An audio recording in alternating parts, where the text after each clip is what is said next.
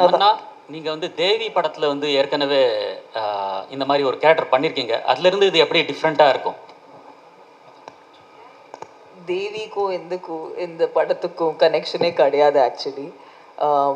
I think the genre is the same, it's a horror comedy. But அது தவிர கனெக்ஷனே கிடையாது ஒன்றும். தமன்னா, பெங்கால் டைகர் 2 பேரும் சேர்ந்து பண்ணியிருக்கீங்க. ஸோ இந்த படத்துலையும் சேர்ந்து ஆக்ட் பண்ணியிருக்கீங்க. நீங்கள் ஸ்டேஜில் பேசும்போது சொல்லியிருந்தீங்க, எனக்கு ரொம்ப கம்ஃபர்ட் ராஷி கண்ணா, ஸோ எல்லா விஷயத்தையும் ஷேர் பண்ண முடியும் அப்படின்னு. ஸோ வேறு இந்த செட்டில் வேறு யார்கிட்டையும் நீங்கள் ஷேர் பண்ணாத விஷயங்கள் இருக்கா? அவங்க தான் உங்களுக்கு ரொம்ப கம்ஃபர்ட்டாக இருந்தாங்களா? I think you'll have to see the film. Because, I mean, I don't know, Tamanna, you want to add something? The thing is,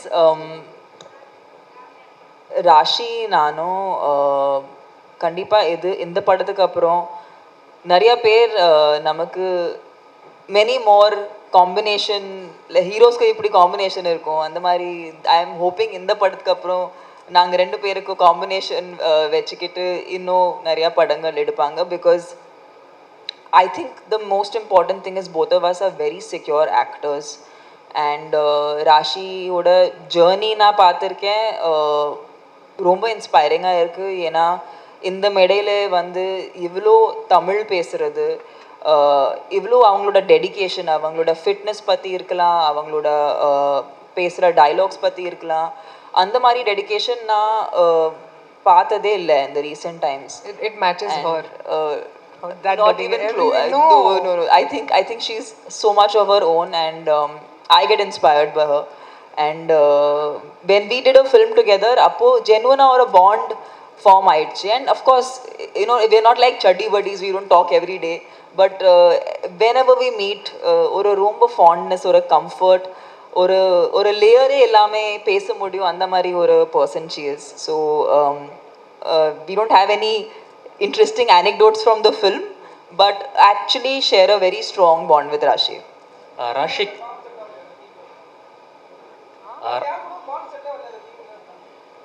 I mean, there's a bond. We were working, sir. There was no time for making bonds. Raashi, நீங்கள் south சினிமாவில் அதிகமாக உங்களை பார்க்க முடியல இப்போ முன்ன மாதிரி, என்ன காரணம் அது?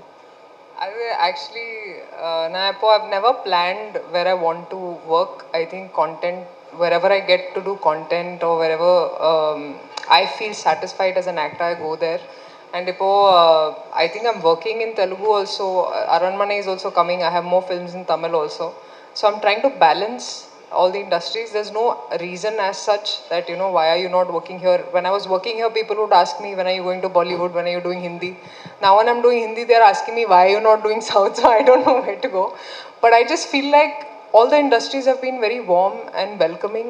I love working in any industry, and I think that's why we are so rich as a culture, as a tradition, that we have so many industries working and everybody is passionate about making good films. And I think all of us actors want to just be part of good films.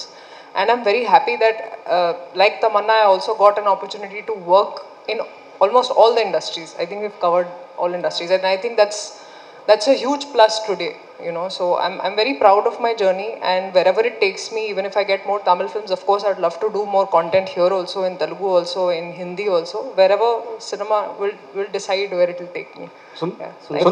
Sundar C sir, அரண்மனை 4 மாதிரி அரண்மனை 5 வரும்னு நாங்கள் எதிர்பார்க்குறோம். ஏன்னா CBI diary group அந்த காஞ்சனா மாதிரி பாட்டு தான் 4 பாட்டு வந்திருக்கு. நீங்கள் 5 வந்து எடுப்பீங்க நம்புகிறோம். மீனாட்சி தான். எங்களுக்கு ஒரே ஒரு கேள்வி, அந்த அரண்மனை 5வது இந்த மாதிரி விழாவுக்கு ஃபங்க்ஷனுக்கு தயாரிப்பாளர் இருக்கிற குஷ்பு மேடம் வந்து ஒரு மத்திய அமைச்சராக வருவாங்களா? போலீஸ் ப்ரொடெக்ஷன், ஒரு பெரிய பாதுகாப்பு, இது அதற்கான வந்து யோகம் இருக்கா? அதுக்கான வாய்ப்பு இருக்கா? No politics sir. சுந்தர்சி அது வேற டிபார்ட்மெண்ட் சார். சுந்தர் வந்து அரண்மனையில் வந்து சுந்தர்சி சார் தான் ஹீரோ அண்ட் டைரக்டர், சரிங்களா? இதுக்கப்புறம் எடுக்கிற படத்துலேயே வந்து அவர் தான் ஹீரோ அண்ட் டேரக்டர் வருவாங்க. ஏன் ஹீரோவுக்கு பஞ்சமா, இல்லை வந்து ஹீரோ வந்து கரெக்டாக வந்து உங்களுக்கு ஒர்க் பண்ணி தர மாட்டாங்களா? இல்லை, நான் அப்போயே சொல்லிட்டேங்க, அரண்மனைங்கிறது ஃபீமேல் சென்ட்ரிக். அது நீங்கள் ஃபிக்ஸ் பண்ணிக்கோங்க. அது ஹீரோவும் கூட வருவாங்க நிறைய. அதனால் நான் ஸ்கிரிப்ட் பண்ணும்போதே அந்த மாதிரி தான் வருது. கதை தான் தீர்மானிக்குது எல்லாமே. நாளைக்கே வந்து இந்த படம் வந்து ஓகே, ஒரு திடீர்னு ஒரு மேல் சென்ட்ரிக்காக ஒரு ஸ்கிரிப்ட் அமைஞ்சதுன்னா கண்டிப்பாக வந்து ஒரு பெரிய ஹீரோ இருப்பாங்க. அவ்வளோதான். Script decides everything. சார், எத்தனை லாங்குவேஜில் ரிலீஸ் ஆகுது? எல்லா லாங்குவேஜும் ஒரே டயத்தில் ரிலீஸ் ஆகுதா? எல்லா லாங்குவேஜிலும் ஒரே நேரத்தில் ரிலீஸ் ஆகுது. இது மொத்தம் வந்து 5 லாங்குவேஜில் ரிலீஸ் ஆகுது. தமிழ், தெலுங்கு, மலையாளம், கன்னடம் அண்ட் ஹிந்தி. 5 லாங்குவேஜ்லேயும் ஒரே நேரத்தில் ரிலீஸ் ஆகுது. டேரக்டர் சார், அது மாதிரி நீங்கள் ஃப்ளைட்டில் போகிறப்பையும் ஒரு பெண் குழந்தை தான் கேட்டுது, வர்றப்பையும் ஒரு பெண் குழந்தை தான் கேட்டுதுன்னீங்க. ஆக்சுவலாக இந்த மாதிரி படங்களை வந்து குழந்தைங்க எல்லாருக்குமே பிடிக்கும். ஏன் எங்களை மாதிரி ஒரு சைல்டு வச்ச ஆண் குழந்தைங்க யாரும் கேட்கலையா அவங்கள்ட்ட படம் எப்போ பண்ணுவீங்க? அது நான் அப்படி செட்டப் பண்ணல. போகும்போது பொண்ணு செட்டப் பண்ணியிருந்தா போகும்போது பொண்ணு வரும்போது ஆம்பளைன் வரும்.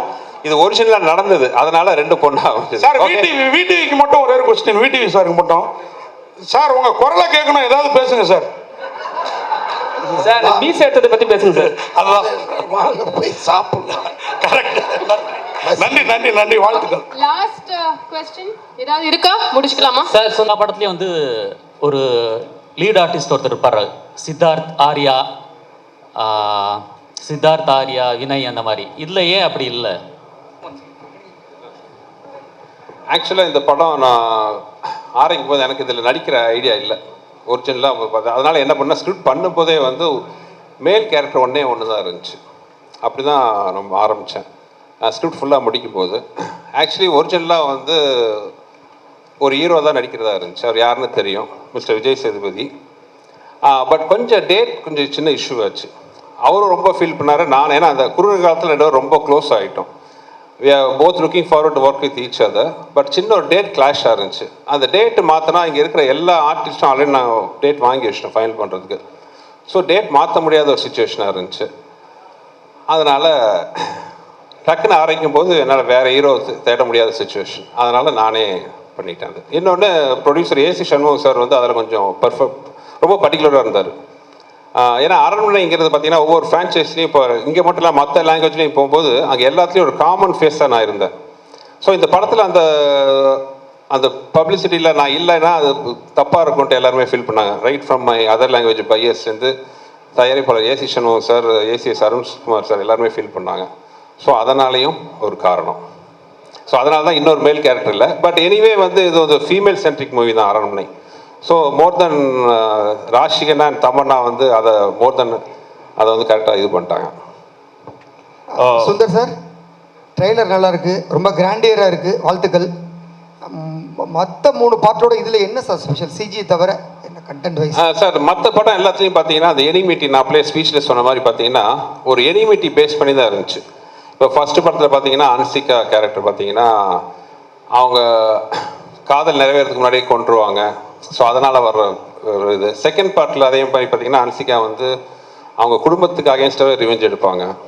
தேர்ட் பார்ட்டில் ஆண்ட்ரியா வந்து அவங்க குழந்தைக்கு வாழ்வு கொடுக்க முடியாமல் செத்துருவாங்க. அந்த வெஞ்சன்ஸுக்கு வந்து ரிவெஞ்ச் எடுப்பாங்க. மாதிரி ஒரு பர்சனல் வெஞ்சன்ஸ் வச்சு தான் அந்த 3 பார்ட்டு இருந்துச்சு. பட் இந்த பார்ட் அப்படி இருக்காது. நான் ஸ்பீச்சில் சொன்ன மாதிரி ஒரு வேற ஒரு பேக்ட்ராப்பில் இந்த கதையை சொல்லியிருக்கோம். அது ரொம்ப ஒரு இன்ட்ரெஸ்டிங்கான விஷயமா இருக்கும். ஒரு அந்த மாதிரி ஒரு கெட்ட சக்திக்கும் ஒரு தாய்க்கும் நடக்கிற ஒரு போராட்டம் மாதிரி இந்த படத்தோட பேச வரும். ஸோ அந்த விஷயத்தில் வந்து டோட்டலாகவே நீங்கள் அரண்மனை 1, 2, 3 பார்ட்டுக்கும் 4க்கும் பெரிய கான்ட்ராஸ்ட் இருக்குன்னு நான் நம்புகிறேன். அதாவது நாங்கள் நம்பி எடுத்திருக்கோம், ஆடியன்ஸ் பார்த்து அது சொல்லணும் அவங்களுக்கு பிடிச்சிருக்கான்ட்டு அந்த நம்பிக்கையில் எடுத்துருக்கோம். ஃபுல்லாகவே ஒரு வித்தியாசமான அரண்மனை நீங்கள் பார்க்கலாம் விஷுவலாக. இன்றைக்கி எல்லாருமே நாங்கள் க்ரீனில் உட்காந்துருக்கோம். அது காரணமே பார்த்தீங்கன்னா அந்த படம் ஃபுல்லாகவே வந்து ஒரு க்ரீனரியா, அதாவது ஒரு காட்டுக்குள்ளே இருக்கிற ஒரு ஊர், காட்டுக்குள்ளே இருக்கிற ஒரு அரண்மனை, காட்டுக்குள்ளே இருக்கிற ஒரு போலீஸ் ஸ்டேஷன், காட்டுக்குள்ளே இருக்கிற ஒரு கோயில், ஃபுல்லாகவே அந்த க்ரீன் பேக்ட்ராப்பில் இருக்கும். ஸோ அதனால தான் அந்த ஒரு சிம்பாலிக்காக தான் எல்லாம் க்ரீனில் இருக்கும். ஸோ இட் வில் பி ஒரு விஷுவலாகவும் ரொம்ப பிரமாண்டமாக இருக்கும். ஸ்கிரிப்ட் சைட்லையும் பார்த்தீங்கன்னா ஒரு சேஞ்ச் இருக்கும். சுந்தர் சி சார், பெரும்பாலும் வந்து தமிழ் சினிமாவில் பார்த்தீங்கன்னா வந்து இந்த சீக்வல் இல்லைனா ஃப்ரான்ச்சைஸில் வந்து சக்ஸஸ்ஃபுல்லாக இருந்ததில்லை. 1, 2, 3 வந்திருந்தாலும் அந்த அளவுக்கு. பட் உங்களுக்கு வந்து 4th சீக்வல் வரைக்கும் அந்த ஃப்ரான்ச்சைஸியில் வந்திருக்கீங்க. பட் எல்லாமே இது வரைக்கும் போன 3மே சக்ஸஸ்ஃபுல்லாக இருந்துச்சு. This is the 4th one. உங்களுக்கு அந்த தைரியம் எப்படி இருந்துச்சு? What made you to do this sir? எப்படி, எந்த அளவுக்கு சார்? அது ப்ரீவியஸ் படம் தான் அந்த தைரியத்தை கொடுக்குது. அதை நான் அப்படியே சொன்ன மாதிரி ஃபர்ஸ்ட் பார்ட் 1 தான் வந்து செகண்ட் இருக்கிற தைரியத்தை கொடுத்துச்சு. அதே மாதிரி தான் அடுத்தடுத்த பார்ட்டும். ஈவன் பார்ட் 3 கூட பார்த்தீங்கன்னா ஒரு டெலிகாஸ்ட் ஆகும்போது கூட வந்த எல்லா அதாவது சோகால் ஹிட் மூவிஸ் தான் கூட வந்துச்சு. அந்த படங்கள்லாம் சேர்த்து வாங்கின டிஆர்பியை விட அரண்மனை 3 வந்து அதிக நம்பர் வாங்கி கொடுத்துச்சு. ஸோ அந்த அளவுக்கு ஒரு சக்ஸஸ்ஃபுல் ஃப்ரான்ச்சைஸாக இருந்துச்சு. ஸோ அந்த சக்ஸஸும் இப்போ நான் எங்கே போனாலும் நான் அதிகமாக நான் ஃபேஸ் பண்ணுற கொஸ்டின் என்னென்னு பார்த்தீங்கன்னா அடுத்த அரண்மனை எப்போன்னு தான் கேட்பாங்க. எஸ்பெஷலி லேடிஸு, குழந்தைங்க, சின்ன பசங்க எல்லாருமே கேட்பாங்க.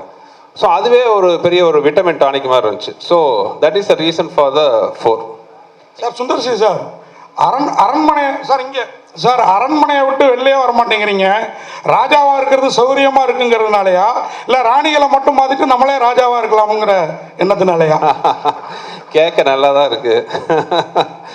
அப்படி இல்லை. ஆக்சுவலி நடுவில் நிறைய படம் பண்ணிட்டு தானே சார் இருக்கேன்.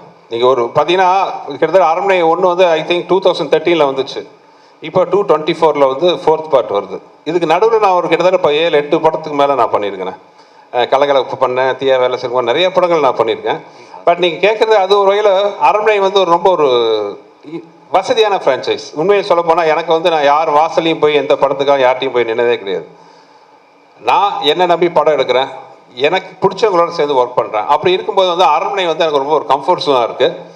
நீங்கள் சொன்ன மாதிரி அடிஷ்னல் அட்வான்டேஜஸ் ராணிகள் இருக்காங்க சார். அதே மாதிரி சார் சுந்தர் சார், அதே மாதிரி ஒரு பெரிய பெரிய நடிகைகள் ஒரு 2-3 ரவுண்டு வந்துட்டு கொஞ்சம் அவங்க பிரேக் எடுத்துக்கலாம், கொஞ்சம் ரெஸ்ட் எடுத்துக்கலாம்னு நினைக்கிறப்ப உங்கள் படத்தில் வந்து திருப்பி அவங்க அடுத்த ரவுண்டை ஸ்டார்ட் பண்ணுற மாதிரி ஒரு சூழல் வருது. இது வந்து நீங்கள் வந்து நடிகைகளுக்குலாம் ஒரு வேடந்தாங்கல் மாதிரி இருக்கிறதா எனக்கு தோணுது. ஒருவேளை மேடமும் ஆர்டிஸ்ட் அப்படிங்கிறதுனால அவங்களுக்கு அந்த மாதிரி அவங்கள சார்ந்தவங்களுக்கு நம்ம சப்போர்ட்டாக இருக்கணும் அப்படிங்கிறதுக்காகவே இந்த மாதிரி படங்கள், ஏன்னா நல்லா ஓடவும் செய்யுது அந்த படங்கள், அப்படி ஒரு ஃபீல் உங்களுக்குள்ளார இருக்கோ?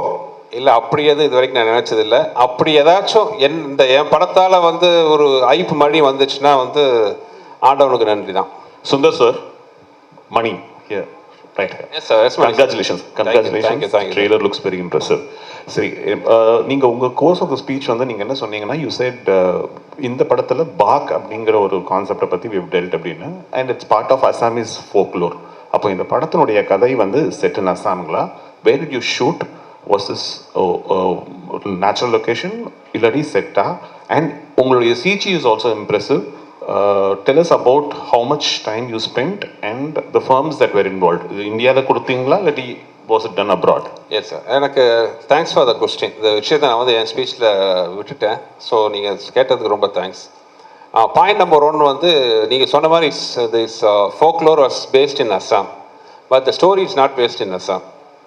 ஸோ அது ஒரு கதையில் சின்ன ஒரு இன்ட்ரெஸ்டிங்கான ஒரு நாட்டாக இருக்கும் அந்த விஷயம். ஸோ நீங்கள் கேட்ட கேள்வி படத்தில் ஒரு கரெக்டான பதில் இருக்குது. 1. செகண்ட் வந்து எனக்கு சில விஷயங்கள்லாம் ரொம்ப ஒரு பிடிவாதமாக இருப்பேன். அதாவது ஒரு விஷயம் என்னென்னா, மக்கள் தலைவர் எம்ஜிஆர் சாங்கில் கேட்குற மாதிரி, என்ன வளம் இல்லை இந்த திருநாட்டில், ஏன் கையை ஏந்த வேண்டும் வெளிநாட்டில்ங்கிற மாதிரி நம்ம ஊரில் இல்லாத டேலண்ட் எங்கேயுமே கிடையாது. நீங்கள் பார்த்தீங்கன்னா நிறைய ஃபாரின் ஹாலிவுட் மூவிஸ் எல்லாம் கூட பார்த்தீங்கன்னா இங்கே தான் சிஜி ஒர்க் கொடுத்து பண்ணுறாங்க. ஆனால் கம்பெனிஸ் பேர்லாம் அவங்க மேலே தான் வருது. இந்த படம் முழுக்க எனக்கு என்னென்னா, ஒரு விஷயத்தில் ரொம்ப உறுதியாக இருந்தேன். இந்த படத்தில் பண்ணுற சிஜி ஃபுல்லாகவே நம்ம ஊரில் தான், நம்ம ஊர் டெக்னீஷியன் வச்சு பண்ணவங்கள நம்ம குறியாக இருந்தேன். படம் பார்த்து நிறைய பேர் என்கிட்ட கேட்டாங்க, நீங்கள் கேட்ட மாதிரி நீங்கள் பார்க்காம கேட்டீங்க, நான் பார்த்தவங்க கூட சில பேர் கேட்டாங்க, எந்த கண்ட்ரியில் பண்ணீங்க, எந்த கம்பெனியில் பண்ணீங்கன்னு. இது முழுக்க நான் சென்னையில் தான் நம்ம ஊர் டெக்னீஷியன் வச்சு பண்ணேன். அவ்வளோ பிரமாதமாக இருக்கும். இந்த கிளைமாக்ஸ்லாம் சில போர்ஷன்ஸ்லாம் பார்த்தீங்கன்னா வந்து நீங்கள் வந்து இந்த படத்தோட முக்கியமான சக்ஸஸ்ஃபுல்லான விஷயம் நாங்கள் சிஜியில் பார்த்த விஷயம் என்னென்னா, நிறைய இடத்துல உங்களுக்கு எது சிஜி எது ரியல்னு ஃபீல் பண்ண முடியாத அளவுக்கு ஒர்க் இருக்கும். ஸோ அதுவே இப்போ ஒன்றும் இல்லை, இப்போ தமனா ராஷிகனா சாங் பார்த்தீங்க, அந்த சாங்கில் கிட்டத்தட்ட பேக்ரவுண்டில் ஒரு 70% வந்து சிஜி தான். ஸோ அதுதான் இதில் படத்தில் பெரிய ப்ளஸ் பாயிண்ட்.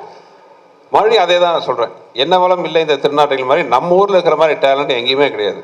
ஸோ நம்ம ஊர் டேலண்ட்டை வச்சே வந்து we can give such a wonderful result.